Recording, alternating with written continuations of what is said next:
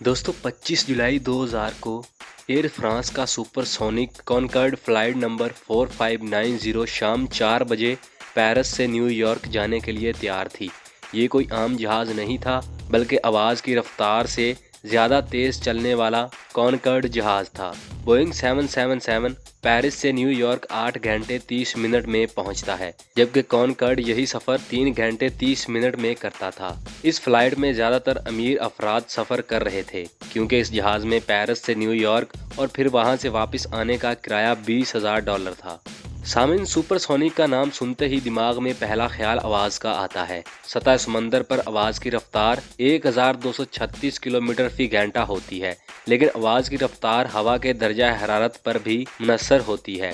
हवा का दर्जा हरारत कम या ज़्यादा हो तो आवाज़ की रफ्तार में भी कमी बेशी हो सकती है।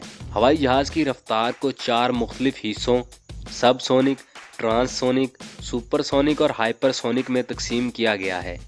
अगर किसी हवाई जहाज़ की रफ्तार आवाज़ की रफ्तार से कम है तो वो सबसोनिक, आवाज़ की रफ्तार के करीब है तो ट्रांससोनिक, ज़्यादा है तो सुपरसोनिक और 5 गुना से भी ज़्यादा हो तो हाइपरसोनिक कहलाता है। हवाई जहाज़ की रफ्तार को मार्क नंबर के साथ बयान किया जाता है। आमतौर पर जिन हवाई जहाज़ों में सफ़र किया जाता है उनकी रफ्तार तकरीबन 900 किलोमीटर फी घंटा होती है, लेकिन कॉनकॉर्ड सुपरसोनिक जहाज़ 2160 किलोमीटर फी घंटा की रफ्तार से सफ़र करता था, यानी इसकी रफ्तार मार्क 2 के बराबर थी, जबकि हमारा मौजूदा हवाई जहाज़ मार्क 0.8 के बराबर है। सामीन, मौजूदा दौर में सबसे तेज़ रफ्तार उड़ने वाला जहाज़ लॉकहेड SR-71 ब्लैक बर्ड है। ये एक लड़ाका त्यारा है जो मार्क 3.3 यानी 3500 किलोमीटर फी घंटा से ज़्यादा तेज़ रफ्तार से उड़ता है। इसी जहाज़ की अगली जनरेशन SR-72 जो अभी तामीराती मराहिल में है और माहिरीन के मुताबिक इसकी रफ्तार मार्क 6 यानी वो तकरीबन 7400 किलोमीटर फी घंटा तक होगी। इस तरह ये जहाज़ हाइपरसोनिक कहलाएगा। ये सब सुनकर आपको शायद ये महसूस हो कि ये जदीद टेक्नोलॉजी है, लेकिन 1947 में ही इंसान ने आवाज़ की रफ्तार से ज़्यादा तेज़ उड़ने का रिकॉर्ड कायम कर लिया था। 14 अक्टूबर 1947 को अमरीकी फ़ज़ाइया के मैनेजर चार्ल्स एल्डो एगर वो पहले शख्स थे जिन्होंने जंगी जहाज़ को सुपरसोनिक रफ्तार पर उड़ाया था। इसके बाद ही एविएशन कंपनियों ने कमर्शियल फ्लाइट्स को भी सुपरसोनिक बनाने का मंसूबा बनाया, जिसमें जहाज आवाज़ की रफ्तार से दुगनी तेज़ी के साथ सफ़र कर सके। इसी दौरान 29 नवंबर 1962 को बरतानिया और फ्रांस ने कॉनकॉर्ड मुआहदे पर दस्तखत किए। कुछ ही बरसों बाद 1969 में सुपरसोनिक कॉनकॉर्ड ने कामयाब परवाज भरी। कॉनकॉर्ड जहाज़ ने तकरीबन 25 साल हवाओं पर राज किया और आज भी दुनिया का सबसे तेज़ रफ्तार मुसाफिर हवाई जहाज़ होने का एजाज़ इसके पास है। लेकिन 25 जुलाई 2000 को पेश आने वाले हादसे ने कॉनकॉर्ड को माजी का हिस्सा बना दिया।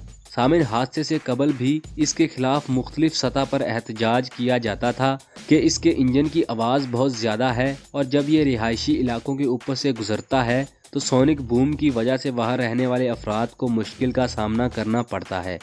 कॉनकॉर्ड हादसे ने इस जलती पर तेल का काम किया और देखते ही देखते लोगों ने इसमें सफ़र करने से गुरेज करना शुरू कर दिया। दोस्तों, इस हादसे की वजह ये बताई गई कि कॉनकॉर्ड से पहले प्रवास करने वाले जहाज से धात का एक टुकड़ा रनवे पर गिरा था। जब ये सुपरसोनिक त्यारा रनवे पर आया तो वो टुकड़ा इसके टायर में लग गया, जिसकी वजह से टायर के छोटे छोटे टुकड़े जहाज के बाएं जानिब फ्यूल टैंक में लगे और वो फ्यूल आतिशज़दगी का सबब बना, जिसकी वजह से पायलट्स दोबारा कंट्रोल हासिल करने में नाकाम रहे और सुपरसोनिक 15 किलोमीटर दूर एक होटल पर जा गिरा और 109 अफराद जान बहक हुए।